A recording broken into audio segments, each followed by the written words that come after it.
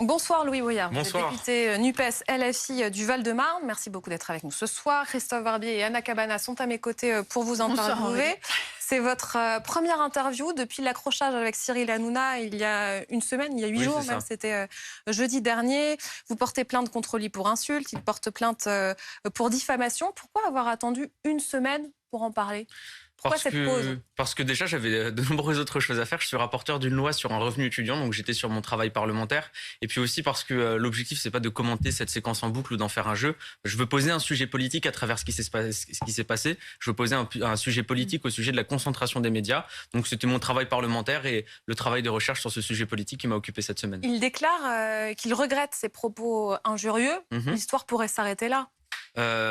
Mais en vérité, moi, l'objectif n'est pas de mener une guerre contre Cyril Hanouna. Nous, on mène une guerre contre l'empire médiatique de Bolloré. C'est ça l'objectif. C'est pas une affaire personnelle. En revanche, pour ce qui est des insultes, il y a eu plein de débordements sur cette émission, beaucoup de débordements. Et ce sont des personnes qui se croient intouchables. Et l'objectif, c'est de montrer que les lois de l'argent ne sont pas supérieures aux lois de la République. Et que pour une fois, ils ne seront pas impunis. Et c'est pourquoi je maintiens ma plainte. Mais lui, il peut parler de la liberté d'expression. Enfin, je sais pas, je vais pas faire le procès avant qu'il ait lieu, mais il explique que c'est le contexte qui a justifié son comportement. Et en gros, selon lui, vous auriez tout préparé. Vous avez préparé un coup d'éclat, vous vous êtes servi de lui, en gros. Non. Déjà, premièrement, on insulte, la personne soit élue ou pas élue, on n'insulte pas quelqu'un en direct sur un plateau de télévision. On n'insulte pas quelqu'un tout court. Est-ce que vous pouvez répondre à cette question ? Est-ce que c'était préparé ? Vous aviez préparé de vous servir de son émission ? Absolument pas. Mais personne ne peut prévoir qu'il allait réagir comme ça. Mais en vérité, il a dit tout haut ce que beaucoup font tout bas. C'est-à-dire que vous n'aviez pas prévu de parler de Vincent Bolloré sur le plateau de Cyril Hanouna. L'objectif, c'était d'expliquer que... Je vous explique. L'objectif, c'était d'expliquer que les milliardaires qui appauvrissent la France sont les mêmes milliardaires qui appauvrissent l'Afrique. J'ai donné l'exemple de Pouyanné, PDG de Total, qui mène un projet absolument climaticide et d'atteinte aux droits humains en Ouganda. J'ai aussi parlé de Bolloré, parce que Bolloré a un empire en Afrique, un empire qui écoule de business coloniaux. Donc c'est ce que vous dites, vous étiez venu pour en parler. Vous aviez prévu de faire ça là. J'avais prévu de donner des exemples, mais ce qui n'était absolument pas prévu, c'était la censure. Parce que au fond de moi, je croyais que l'on pouvait encore parler à peu près de ce que l'on voulait à la télé. Et il a montré que non. Et il a mis le doigt sur un sujet très grave. Mais Louis Boyard, 8 milliardaires possèdent 90% des médias et il y a une forme de censure et d'autocensure. Louis Boyard, vous connaissez très bien Cyril Hanouna, vous avez bossé sur son plateau, vous savez très bien qu'il y a des choses qu'on ne peut pas dire sans s'attirer des réactions assez violentes de sa part. Donc, de ce point de vue-là, vous pouviez avoir imaginé que vous alliez déchaîner Cyril Hanouna. Non. Parce que non, vraiment non. Non, sincèrement non. Au moment où j'ai parlé de Bolloré, parce qu'évidemment quand j'ai fait mes recherches, j'ai regardé de quoi étayer mon propos et j'ai vu Bolloré, il est propriétaire de la chaîne. Je me suis dit tiens, il est propriétaire. Vous ne le saviez pas avant ? Non, je savais qu'il était propriétaire de la chaîne. Oui. Et je me suis dit peut-être que ça va pas leur plaire, mais ils vont pas te censurer. Ils vont peut-être t'envoyer. Mais heureusement que je prépare mes sujets. Non, mais non, vous aviez travaillé là-bas dans cette émission. J'avais travaillé. Donc Bolloré a même été votre patron avant. Pourquoi pas l'avoir fait avant ? Mon patron c'était H2O. Non mais parce que vous connaissiez vous le sujet du Cameroun et des 145 et puis vous ne saviez pas qui était Vincent Bolloré quand vous travailliez pour lui ? Remettons un peu les choses, l'église au milieu du village comme on dit. Je sais qui est Vincent Bolloré et je sais que vous avez 8 milliardaires qui possèdent 90% des médias de ce pays. Ça je le sais depuis toujours. Au moment où j'ai voulu expliquer... tant que Vincent Bolloré vous paye, ça vous pose pas de problème. Quand vous ne travaillez plus pour lui, ça devient un problème. Non mais vous comprenez que ce soit une question. Non, je suis pas d'accord parce que à chaque fois que j'ai été là-bas, d'ailleurs j'ai même été ici, j'ai été ici et à chaque fois c'était pour tenir des lignes politiques comme je l'ai toujours fait. Moi, je suis comme d'autres. Je mène une bataille culturelle. Je mène un combat politique. Et je l'ai mené partout où c'était possible de le mener. Et je l'ai mené là-bas. Et là-bas, c'était dans un moment où il faisait une propagande absolument inouïe pour Zemmour. Et j'étais là-bas pour tenir tête, pour laisser dire que non, le racisme et l'islamophobie ne sont pas des opinions. Et alors, je suis étonné de voir que certaines personnes me disent « Mais vous saviez que c'était Bolloré le propriétaire de la chaîne ? Vous saviez que les gens allaient être violents avec vous ? Pardon, je ne le savais pas. Et si vous le saviez que ça allait avoir une réaction violente, alors je vous interpelle. Pourquoi est-ce que vous trouvez que ce n'est pas un problème ? Vous avez 8 milliardaires qui possèdent 90% des médias. Une forme de censure et d'autocensure généralisée qui s'opère. Pourquoi est-ce que personne ne veut prendre le sujet à bras et dire que 90% des médias, vous oubliez l'audiovisuel public quand même. Je vous parle. Qui n'est pas propriété de... Oui, mais attendez, même sur l'audiovisuel public, c'est compliqué de critiquer Macron.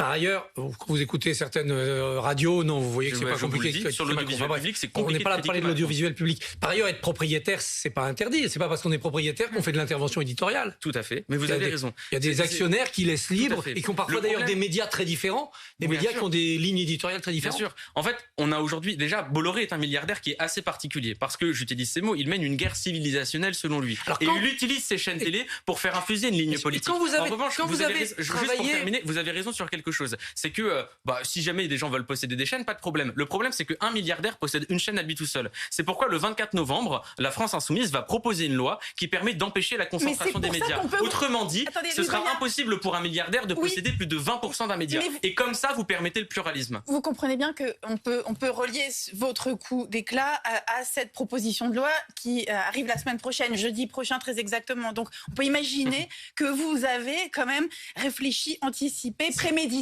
Je trouve l'interrogation, la question que vous pouvez poser est légitime, mais est-ce que vous pensez sincèrement que je m'étais dit que j'allais arriver et me faire insulter comme je me suis fait insulter? Et d'ailleurs, si vous me questionnez sur la loi, moi je suis rapporteur d'une loi qui permet de donner un revenu étudiant. La loi sur la concentration des médias, c'est Clémentine Autain et Sarah Legrain qui l'a portée. Il y avait donc d'autres moyens de parler de cette loi que d'aller peut-être faire ce coup d'éclat. C'est vous qui tirez la conclusion que écoutez, je vous le redis. Raquel Garrido, justement, je ne sais pas si c'est votre amie. C'est ma collègue, c'est ma camarade. En tout cas, elle aussi, elle s'interroge. Olivier Truchot l'interrogeait sur Cyril Hanouna. Écoutez. Il s'est senti trahi parce que il n'avait pas invité Louis Boyard pour parler de ça. Il pense que Louis Boyard, en fait, a abusé de son amitié, du fait qu'il avait travaillé dans cette émission pour faire un coup politique. Est-ce que c'était un coup politique de la part de Louis Boyard? Je pense que Louis Boyard a testé quelque chose. Il a cassé un code. Donc il l'avait prévu, c'était pas spontané.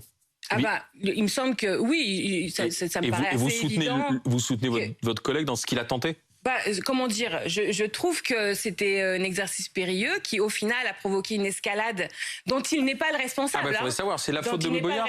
Non, c'est pas la faute. Le ton avec lequel répond Cyril Hanouna n'est d'évidence pas la faute de Louis Boyard. En tout cas, elle pense quand même que vous l'avez prévu, le coup. Histoire de mettre les choses à plat. Est-ce que j'avais préparé une liste de milliardaires pour étayer mon propos? Oui. Est-ce que je m'attendais à ce que ça fasse un coup d'éclat comme ça a fait un coup d'éclat? Non. Est-ce que vous avez le droit de croire que c'est le cas? Oui. Mais si jamais c'était le cas, je vous dirai la vérité. Moi, je suis honnête en vous disant que je ne m'attendais pas à avoir cette réaction. On a Cyril Hanouna qui a réagi d'une manière qui permet de montrer un autre sujet dont on peut parler. Moi, en ce moment, je parle de 3 sujets. Du problème des milliardaires qui appauvrissent la France et l'Afrique, de ma proposition de loi pour un revenu étudiant, et du fait du coup d'éclat de Cyril Hanouna, je parle de concentration des médias. Après, si jamais vous voulez croire que c'était préparé, croyez-le, mais je vous assure que c'était pas le cas. Et quand vous entendez Raquel Garrido vous défendre du bout des lèvres, ça vous fait quoi? Non, j'ai regardé toute l'interview. Elle ne m'a pas défendu du bout des lèvres. Elle a eu des propos extrêmement clairs. Quand même. Ouais. Non, pas du tout. Et Raquel Garrido a dit des choses que je partage. C'est vrai qu'une des complexités de cette affaire, c'est que vous avez été, comme elle, chroniqueur de cette émission, donc par l'entremise d'une société de production, employé de l'Empire Bolloré. Est-ce qu'à l'époque, vous avez hésité en vous disant, est-ce que je participe pas à un système que je dénonce? Mais à partir du moment...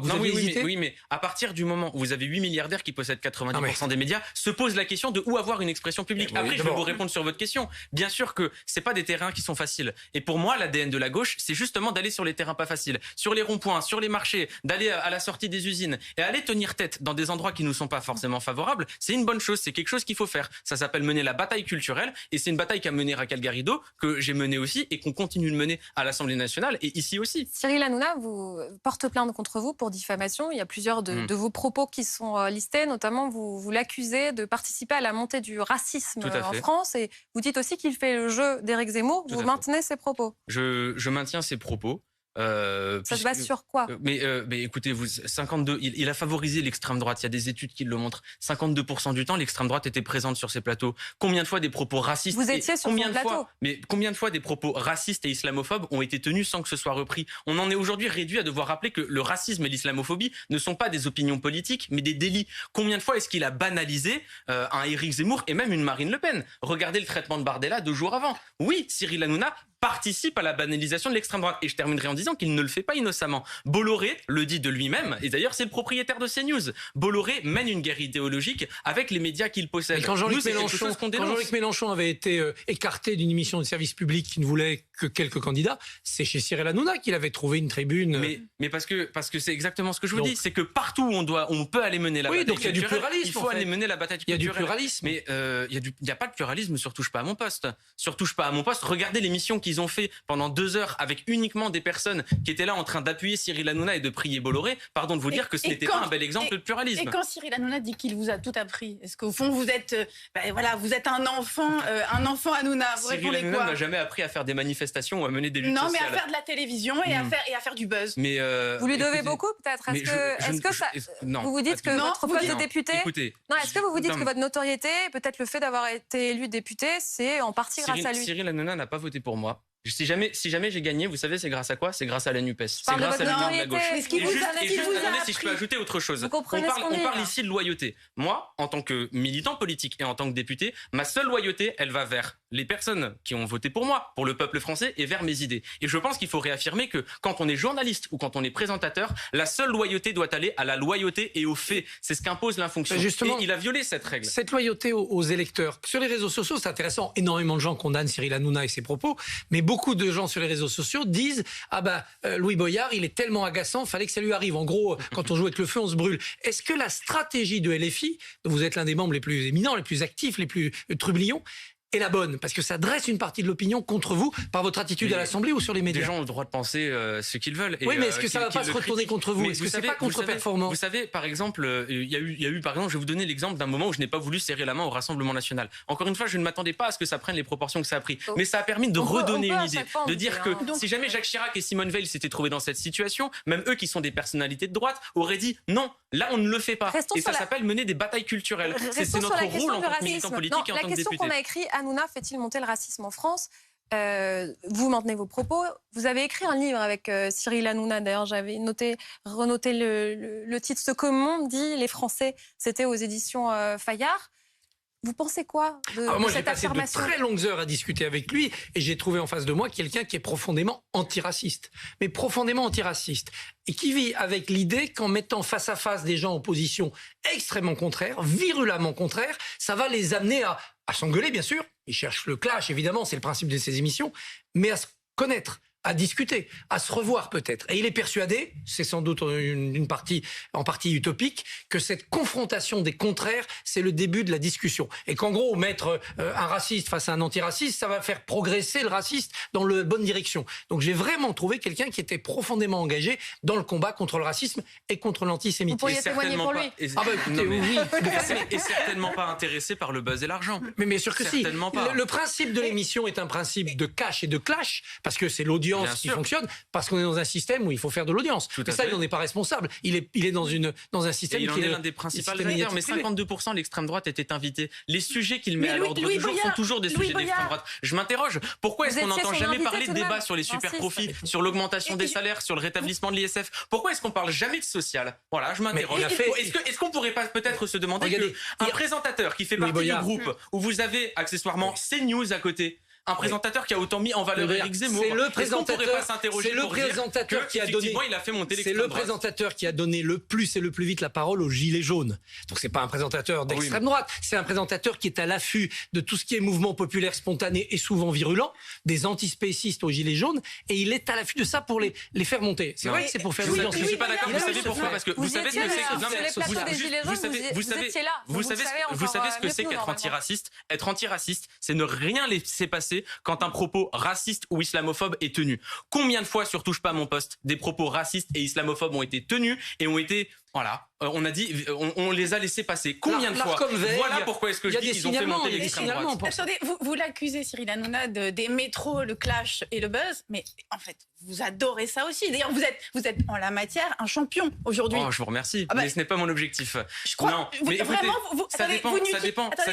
C'est pas un instrument que vous utilisez? Dites-nous que vous n'utilisez pas ça. Attendez, que à des moments, par exemple, La poignée de main sur le Rassemblement national, je ne m'attendais pas à ce que ça prenne des proportions comme celle-là. L'histoire avec Cyril Hanouna, je ne m'y attends pas. En revanche, à chaque fois qu'on peut mettre la lumière sur un sujet politique, alors il faut mettre la lumière sur un sujet politique. Quitte à faire un très gros buzz, mais attendez, si c'est utile. Ce que vous appelez un buzz pour expliquer que 89 députés du Rassemblement national qui rentrent et aujourd'hui ça paraît normal, pardon de vous dire que oui, il faut mener un débat politique. Vous avez un des présentateurs d'une des plus grosses émissions de France qui dit « Je ne mords pas la main qui me nourrit », pardon de vous dire que oui, il faut mener un débat sur la concentration des médias. Mener des débats publics, ça s'appelle mener une bataille culturelle et c'est ce que les gens attendent de nous. Parce qu'on arrive à avoir des débats qui ne sont jamais tenus. Et c'est ce que les gens attendent des députés de la France. Vous attendez quoi de cette plainte? Écoutez, j'attends que...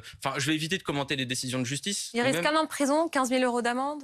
Honnêtement, j'ai la responsabilité de ne pas avoir à commander ces décisions de justice, donc je m'en priverai. Alors, restons alors sur l'autre thème important, et puis après on continuera à avancer. La question peut-être de la loyauté, puisque vous avez aussi été présent, été chroniqueur dans les grandes gueules, dans les GG.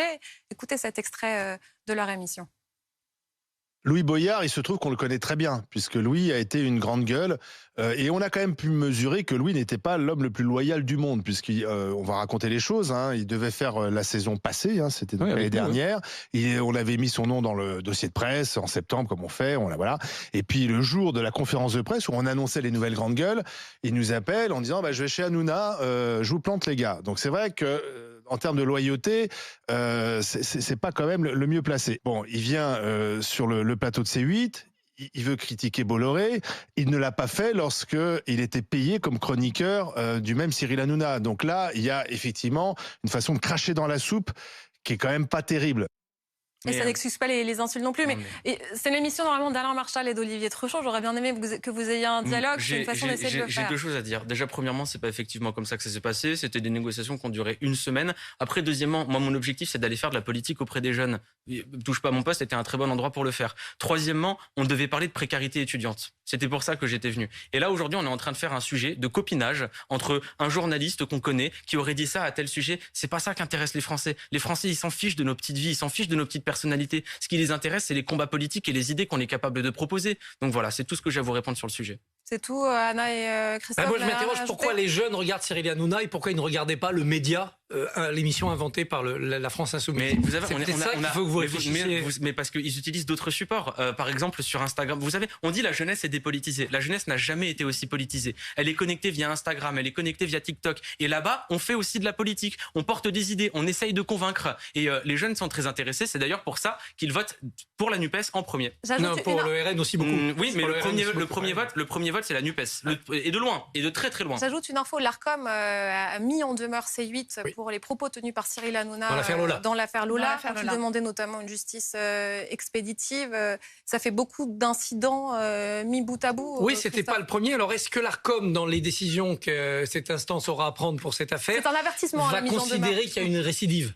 Parce que ça aussi, ça compte dans le jugement qui est porté sur les chaînes. Il peut y avoir des sanctions sur le chiffre d'affaires publicitaire, sur l'écran noir. Donc l'ARCOM a cet arsenal-là entre ses mains. Et vous l'avez eu, vous, depuis? Non, je l'ai pas eu depuis. Non, mais vous pensez qu'il regrette? C'est ce qu'il a dit, en tout cas. Il regrette les propos, il l'a dit. Je pense qu'il est sincère parce que c'est un homme irruptif aussi. Et donc, parfois, il revient sur ses propos. Après, je pense qu'il a une vision de la construction d'un projet d'émission qui est incompatible avec ce que les élus de la France Insoumise veulent faire du porte-avions audiovisuel qui est le leur. Et j'aimerais juste terminer sur quelque chose. J'avais demandé à Cyril Hanouna, qui dit qu'on peut tout dire sur son émission, est-ce qu'il est prêt à organiser un débat sur les agissements de Bolloré en Afrique? Je n'ai toujours pas eu de réponse, donc je relance ma proposition. Encore un point, ça occupe l'actualité, c'est important. Plus de la moitié des rescapés de l'Océan Viking, soit 123 migrants, se sont vus, alors on dit remis en liberté parce qu'en fait la justice s'est dessaisie, c'était impossible de traiter tous ces dossiers. On a raconté tout à l'heure cette journée chaotique.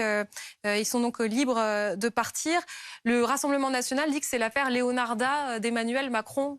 Quel commentaire vous faites? Mais je ne commande pas le Rassemblement national parce qu'il ne maîtrise pas les sujets. En tout cas, ce que je vous dis, ce que j'ai à vous dire, c'est qu'il y a une crise de l'accueil. Que ces migrants ont été sauvés. Non, mais c'est la preuve. Aujourd'hui, on ne se donne pas les moyens d'accueillir les gens. On n'est pas équipés. Et j'ai quelque chose à vous dire, mais la Banque mondiale explique que 150 millions de personnes n'auront plus d'eau ou plus de quoi manger.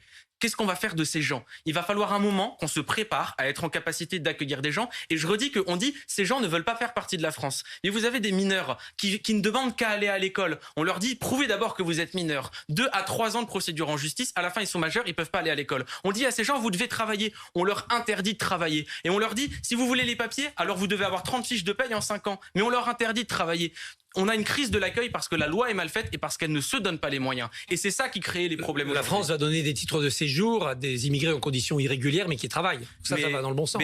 Alors, je vais vous donner l'exemple des chronopostes, qui est un sujet que je suis beaucoup, où vous avez des personnes qui étaient en situation irrégulière, que Chronopost a exploité, a sous-payé, a fait travailler la nuit. Et aujourd'hui, Chronopost ne veut pas reconnaître qu'ils ont travaillé pour eux. Et du coup, ils n'auront pas les papiers pour ça. La préfecture, l'État, tout le monde est au courant, mais personne ne veut les régulariser. Aujourd'hui, il va falloir avoir une politique d'accueil, parce que c'est la seule solution qu'on a pour être capable de faire le vivre ensemble. Mais il y a une autre solution, c'est de les aider à rester chez eux en surmontant ces difficultés d'approvisionnement en eau, en nourriture. Ça s'appelle le développement. Oui, mais allez dire à quelqu'un qui ne peut plus boire, qui ne peut plus manger, de rester chez lui. Allez expliquer à une femme en Afghanistan où vous avez un régime de talibans qui est qui est atroce. Allez expliquer à ces gens de retourner chez eux. En vérité, si des gens tentent un tel péril et en sont à un tel niveau de détresse, c'est qu'ils n'ont pas d'autre choix. Et ça, c'est peut-être aussi quelque chose qu'il faut regarder droit dans les yeux. Et combien on peut en accueillir en France, compte tenu de notre situation économique et sociale? C'est pour ça qu'il faut pas... Il faut quoi, 1 million, 2 millions, 10 millions? C'est pour ça que c'est pas une politique qu'il faut regarder uniquement à l'échelle de la France, c'est une politique qu'il faut regarder à l'échelle de l'Union européenne. Et quoi qu'il arrive, de fait, avec le réchauffement climatique, c'est un problème qu'on va être confronté. On n'aura pas d'autre choix. C'est pour ça que nous, on appelle à planifier. Et on dit crise de l'accueil, parce que c'est bien là qu'il est le problème. Il faut changer les lois, il faut donner les moyens à ces personnes de pouvoir faire France avec nous. C'est tout ce que l'on souhaite et on a plein de propositions sur le sujet. Et l'autre appel que vous lanciez, c'était contre la précarité étudiante. Il y a plusieurs vidéos d'étudiants qui appellent à l'aide pour réformer le système des bourses notamment. J'aimerais poser une question, mais combien d'étudiants vivent avec moins de 1 102 € en France? 1 102 €, c'est le seuil de pauvreté. En vérité, la quasi-totalité des étudiants vivent sous le seuil de pauvreté parce que le système fait qu'ils vivent sous le seuil de pauvreté. J'essaie d'expliquer à La République En Marche, essayez de faire quelque chose. Ils disent, on a augmenté les bourses de 4%. L'inflation, il y a 6,5%. En fait, ces gens ne sont pas capables de se rendre compte qu'il y a des milliers d'étudiants qui crèvent la dalle. J'essaie de leur faire entendre qu'il va un moment falloir agir et ils s'en foutent. Si demain Cyril Hanouna vous invite pour en parler, vous y allez ou pas? On a des plaintes l'un contre l'autre, donc ce serait peu crédible. Et vous dites à vos collègues d'arrêter d'y aller? Moi, ce que je dis sur le sujet, c'est que quand on est de gauche, quand on a cet ADN-là, on va dans les endroits pas faciles, l'usine, le rond-point, le marché, et que si jamais il faut aller mener la bataille culturelle, allez la mener partout, collègues. Donc quand Jean-Luc Mélenchon dit qu'il va continuer à y aller et à dire aux Insoumis d'y aller, ça vous blesse pas? Pour vous faire une petite démonstration, mais je le redis, 8 milliardaires possèdent 90% des médias. Pour moi, ces espaces d'expression démocratique, ils sont censés appartenir au peuple. Parce que des milliardaires nous ont volé cet espace d'expression démocratique, on devrait se coucher, on devrait ne plus y aller, on devrait les laisser l'extrême droite tenir des propos racistes et islamophobes toute seule. Non, on mène la bataille culturelle et on tient tête. Et quel argent viendra remplacer l'argent des milliardaires pour payer les gens qui font les médias? Il faut demander des impôts. Il faut que si le peuple doit posséder les médias. Non, nous dans notre proposition de loi, ce qu'on propose, c'est que vous avez des milliardaires qui possèdent 100% d'un média. Nous, on veut qu'ils ne puissent pas en posséder plus de 20%. Et les 80 c'est ça qui permet. Mais dans ce cas, vous avez d'autres gens qui viennent, qui d'autres actionnaires, d'autres entreprises. Et c'est ça qui permet de faire du pluralisme. Et c'est ça qui empêche d'autres milliardaires. Mais si vous aussi vous voulez acheter des actions, allez-y. Je suis pas milliardaire, oui, bon, y a rien. Et malheureusement, et d'ailleurs, je pense que les milliardaires ne devraient pas exister. Mais en tout cas, carrément. Écoutez, le pays n'a jamais été aussi riche et les richesses n'ont jamais été aussi mal partagées. Merci. Comment est-ce qu'on peut avoir des personnes qui accumulent de telles sommes d'argent quand vous avez des gamins qui crèvent de froid dans les écoles et des étudiants qui font la queue à la banque alimentaire? Merci beaucoup à tous les trois. Tout de suite, nous allons en Ukraine.